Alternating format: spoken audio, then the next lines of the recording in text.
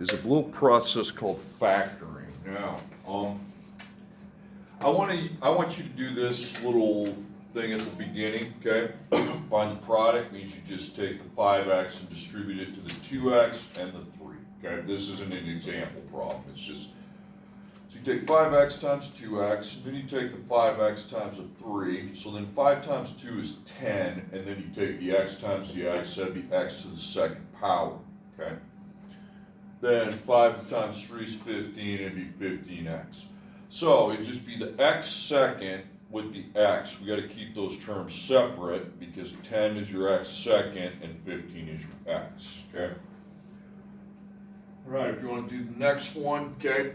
I'm going to explain why I had you do this here when I'm done here. So negative 2x times, if you want to put a 1 in front of the x, that's fine. You're taking negative 2x times 1x. And then you're taking negative 2x times negative 6, okay?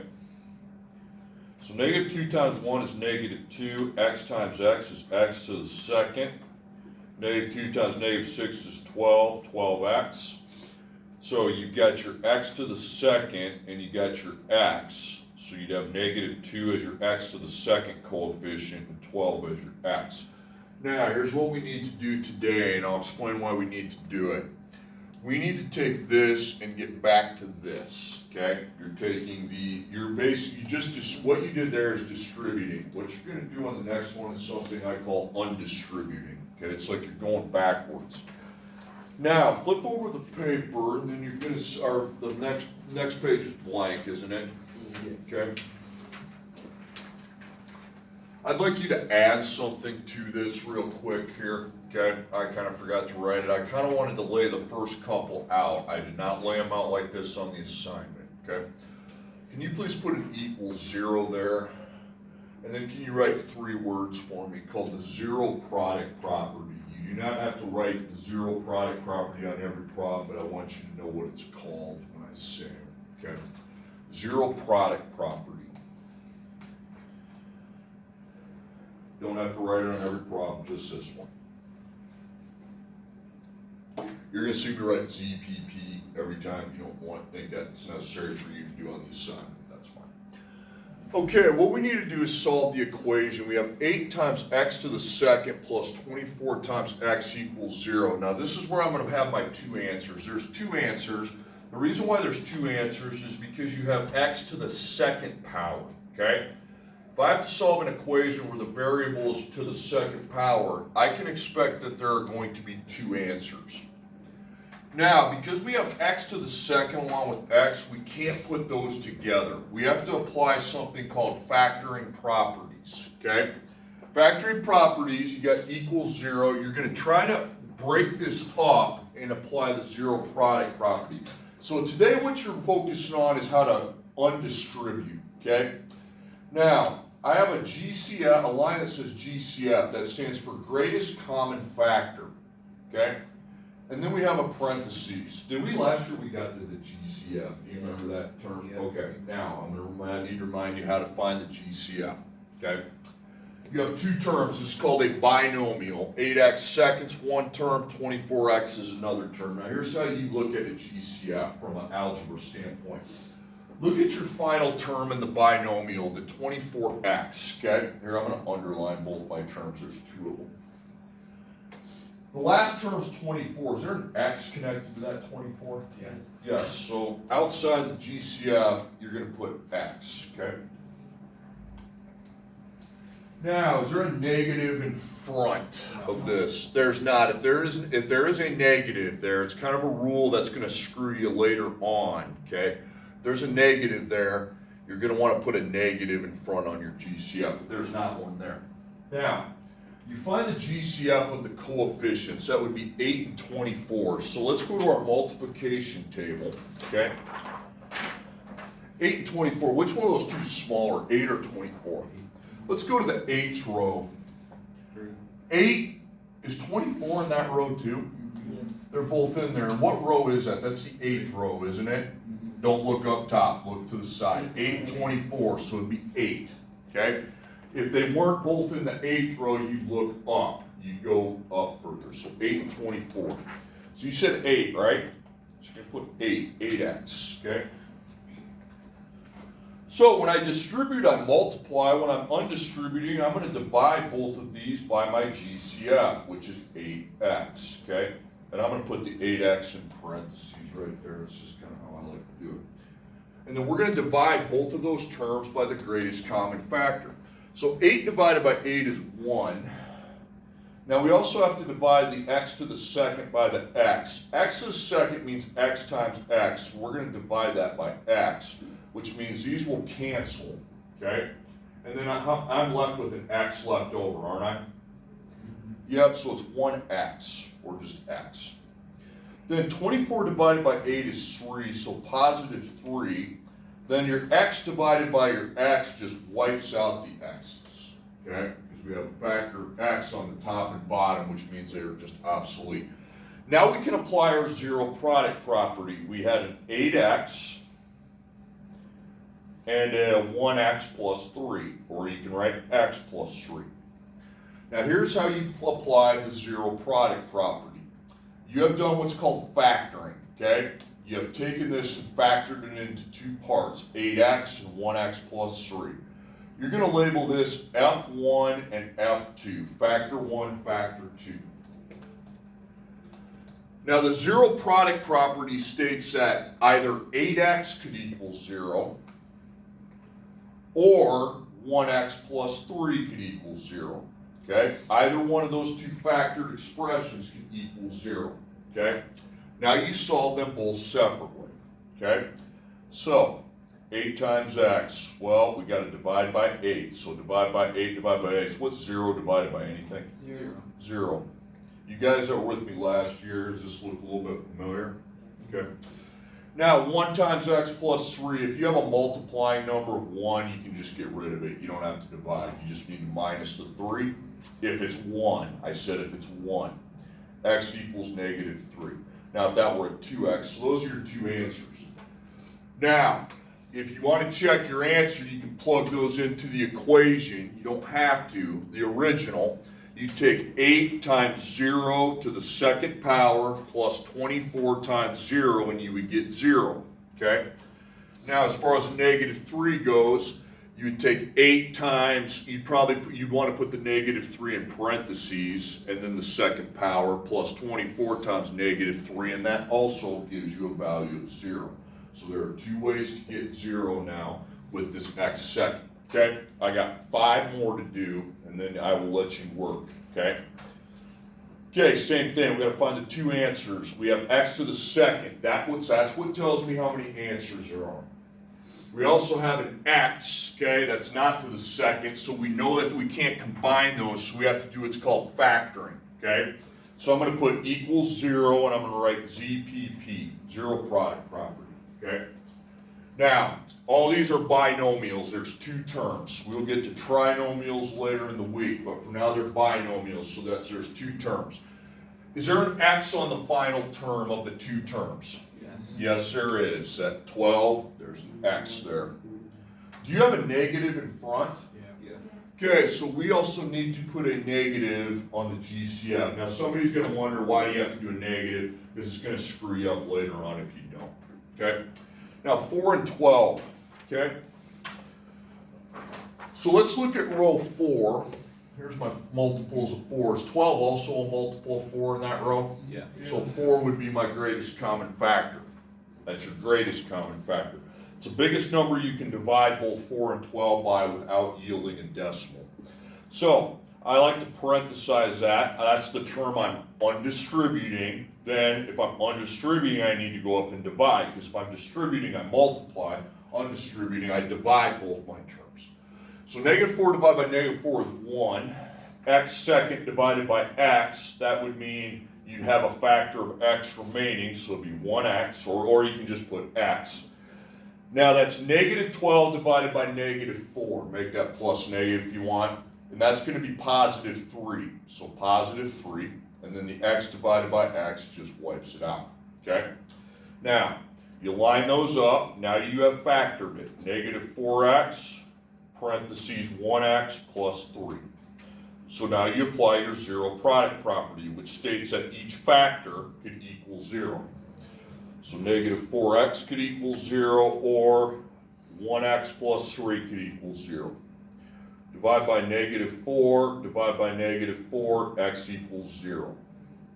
Now in the other one, if you have a multiplying number of 1, you could just get rid of it and just minus your 3, okay? Because dividing by 1 isn't going to change it. It's still going to be negative 3. 0 minus 3 is negative 3. That's not always your two answers. That happen just by dumb luck, okay? Okay, got 4 more here, okay? Negative 12x to the, now I don't have it laid out on the next one, okay? I did it on the first two so you could kind of see the concept of what I was doing, but now you have to just draw everything. So how many answers are there to these all the time? There's 2 because you got x second. Now we got x second, do we have an x with it? Yeah, so you have those 2 x terms that cannot be combined. So you have to do what's called factoring. I'm just going to write factor. So that's where I need equals 0 and the ZPP, zero product property, okay? Now, it's just a binomial, meaning there's just 2 terms, 1 and 2. So all you need to do is make your GCF thing, okay? I don't care how that's written, but that's what you're doing. You're finding a greatest common factor and factoring it to the outside. So I got a binomial. The last term does contain x. So we need to factor out an x. Do we have a negative on the first term? Then we need to factor out a negative. 12 and 20, you got to look a little bit on your table to find the greatest common. No, hold on a second. 12, so here's 12. Is 20 a multiple of 12? No. Then go up the row. 12, but is 20 a multiple of 6? No. 12. Yeah, it's 4, isn't it? Yeah.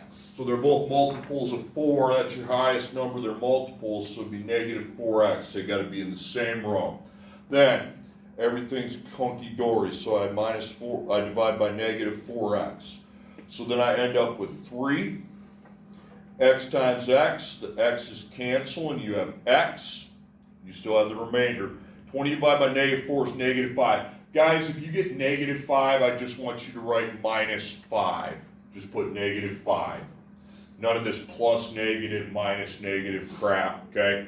If I get a negative, I'm writing negative 5 minus, okay? And then the x's on that other one just cancel out. So now I have it undistributed. So I have negative 4x and then 3x minus 5. So I have F1 and F2, okay? So negative 4x could equal 0, 3x minus 5 could equal 0. Okay, so I just, by the way, you're going to get 0 for your first answer on all of these today. That's not going to continue to be the case moving on, but you will see that 0 is going to be my first solution here. Can you get decimals? Yeah, you can get decimals. I mean, here I'm going to add 5. What happens when you divide 5 by 3? Second PRB it, please. 1 2/3. Good. 1 2/3. Okay. So I want exact answers. Yeah, you get decimals, just not those kind. Okay. All right. Next one. 2 answers. We have x second, but we also got that x without the second power, where we can't combine the 2 x terms, so we have to factor the expression. So that means equals 0 ZPP, okay?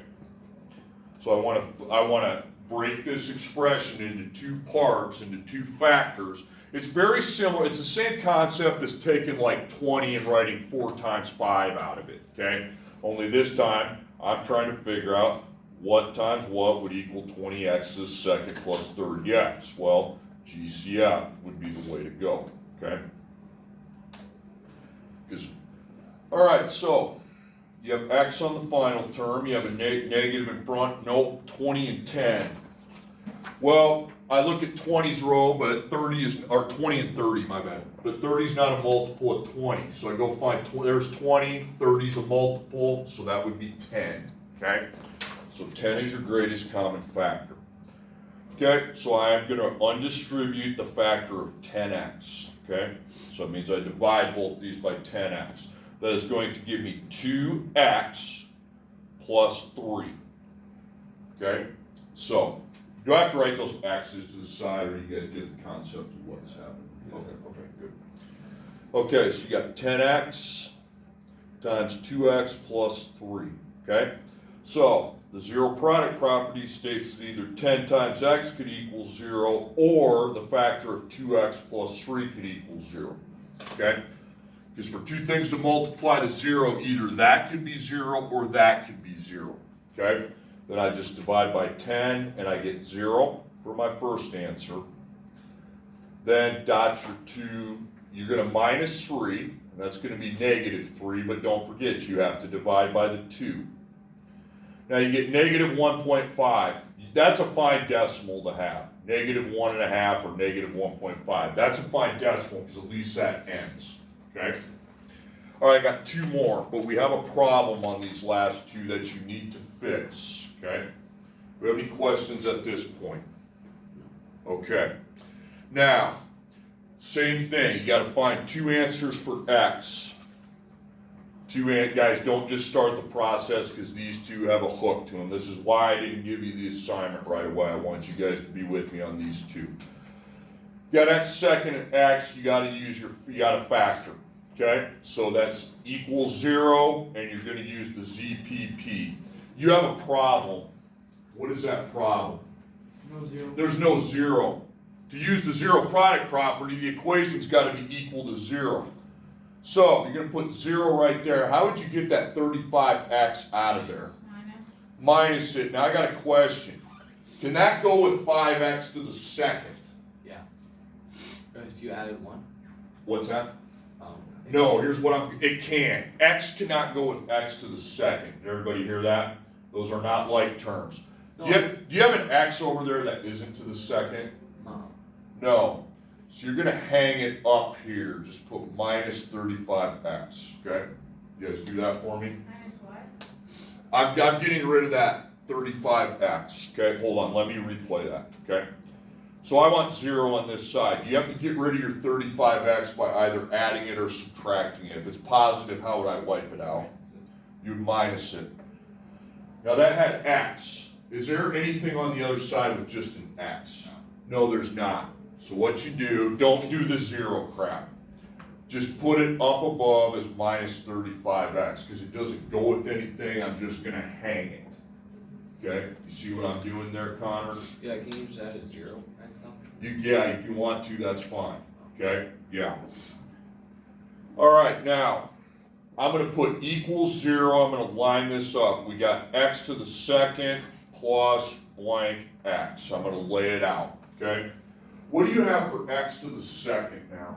You have 5. What do you have for x now?